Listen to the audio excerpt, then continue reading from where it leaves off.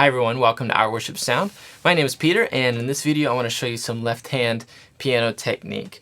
And this isn't meant to be definitive as like this is the only way to do it, but this is how I do it.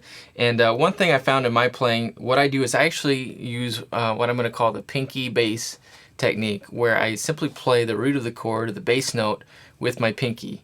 And so it ends up being something like this.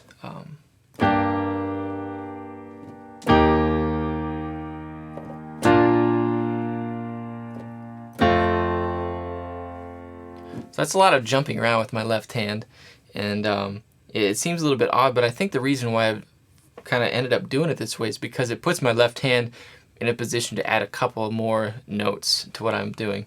One note that I would sometimes mix in is the fifth of the chord. So for example, something like this.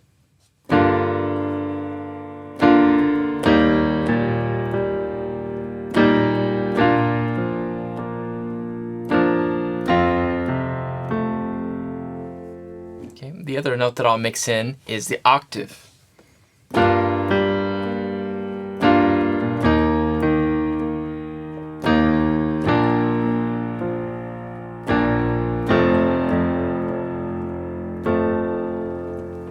And you can add both of those notes in using the index finger for the fifth and the thumb for the octave, like this.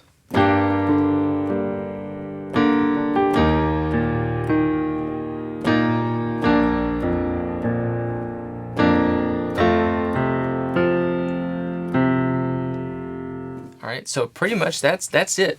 There are two things that I'm not doing with my left hand. One is I'm not playing, or I'm not arpeggiating either, full chords. Okay, I'm using the root and the fifth and then doubling the root at the octave. But I'm not using the third at all. And the reason being is that just the lower we go, and with our left hand we're playing lower notes, the lower we go, the more difficulty our ear has distinguishing between different notes. So what sounds really clear here in the right hand sounds more muddy in the left hand. So if I play the full chord in the left hand, it'll sound something like this. I'm sorry, let me start like this. You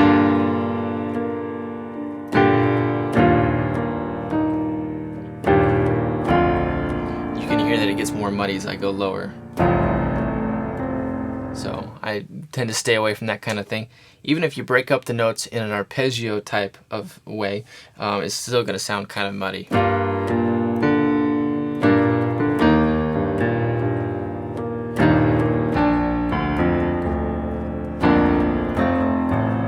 So avoid using full chords by keeping the third out of the left hand. Another thing that I don't do is I don't play stepwise movement or melodies in the left hand, something like this.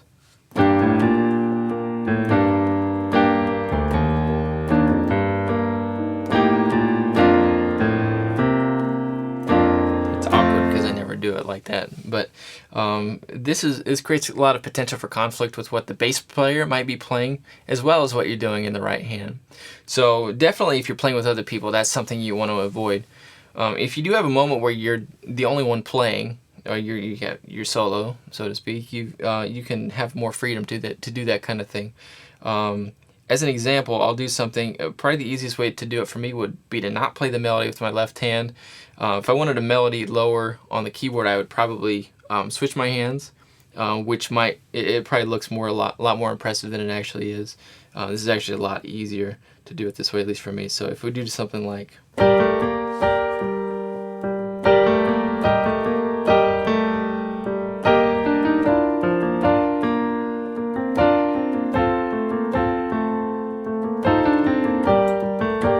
So something like that, and if you're playing by yourself, something like that can work really well.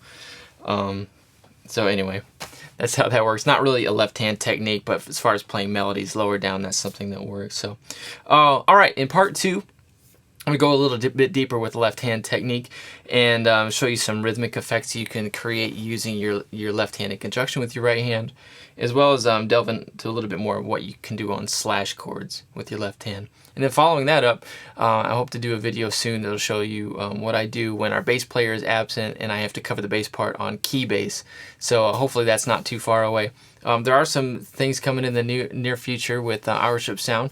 So if you haven't already, make sure you go to the website, OurWorshipSound.com, sign up for the email list, and we'll be in touch that way soon. So stay tuned for part 2 of Left Hand Piano Technique.